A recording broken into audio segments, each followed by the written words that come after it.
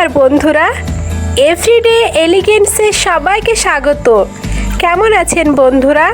আশা করি সবাই ভালো আছেন। আজকে আপনাদের সাথে যে রেসিপিটি শেয়ার করার জন্য তড়িঘড়ি চলে এসেছি সেটা হলো তালের বড়া। তো তার জন্য সবার প্রথমে যেটা করতে হবে সেটা হলো তালের খোসাটা ছাড়িয়ে নিতে হবে। এইভাবে খোসাগুলিকে হালকাভাবে টেনে নিলেই খোসা ছেড়ে যাবে, কিন্তু খুব সাবধানে, কারণ এই পাকা তালের খোসাতে বেশ ধার থাকে। অসাবধানে টানলে হাত কেটে যেতে পারে। তো এই দেখুন, গল্প করতে করতে খোসাটা ছাড়ানো হয়ে গেল। এবার আটিগুলি আলাদা আলাদা করে নেব। এই তালটির আটিগুলি এতটাই বড় যে মনে হচ্ছে শ্বাস বের করতে বেশ খাটনি লাগবে। তো প্রথমেই একটি বড় পাত্রে আটিগুলি নিয়ে একটু জল দিয়ে ভালো করে হাত দিয়ে নরম করে নিতে হবে।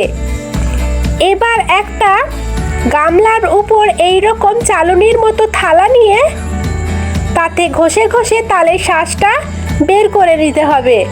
এই দেখুন, শ্বাস বেরোতে শুরু করেছে। এইভাবে পুরো শ্বাসটা বের করে নেব। এই দেখুন বন্ধুরা, এতটা শ্বাস বেরিয়েছে। এবার এর মধ্যে গমের আটা নিয়ে মাখিয়ে নেব। প্রায় দ্বিগুণ পরিমাণে আটা এতে দেব।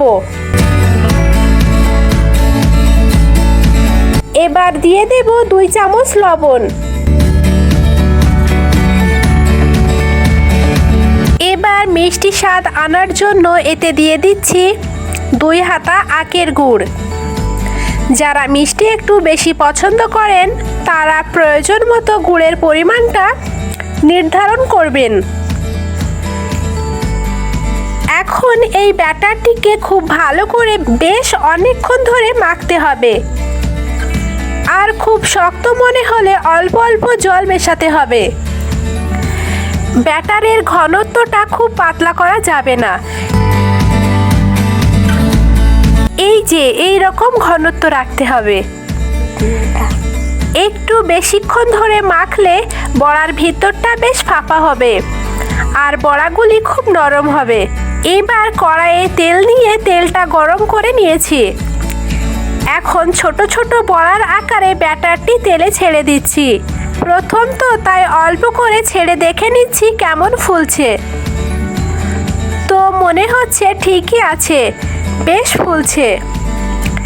দেখে নিলাম, কারণ যদি না ফুলতো তাহলে আবারও একটু জল দিয়ে আবারও ব্যাটারটিকে কিছুক্ষণ মাখতে হতো। যাই হোক, এবার আবারও ছেড়ে দিলাম। বড়াগুলি বাদামি রং ধরলে তারপর তুলবো। খুব বেশি ডিপ কালার করব না, তাহলে আবার তেতো হয়ে যেতে পারে। বেশ সময় লাগবে, কিন্তু তবে ভালো একটু সময় লাগলে ভাজাটা ভালো হবে, আবার ভিতরটাও কাঁচা থাকবে না। এই যে বন্ধুরা, এই রকম রং ধরলে বড়াগুলি তেল থেকে তুলে নেব। এইভাবে সব বড়াগুলি ভেজে নিই, তারপর আপনাদের দেখাবো আবার। এই দেখুন বন্ধুরা, সব বড়াগুলি ভাজা হয়ে গিয়েছে। আর দেখুন কেমন নরম হয়েছে বড়াগুলো। খেতেও অসাধারণ লাগবে। তবে গরম বড়ার থেকে ঠান্ডা বড়ার স্বাদ যেন দ্বিগুণ হয়ে যায়। আপনারাও বাড়িতে ট্রাই করে দেখতে পারেন। আমার বিশ্বাস আপনাদেরও খুব ভালো লাগবে। বন্ধুরা, আজ এখানেই বিদায় নিচ্ছি।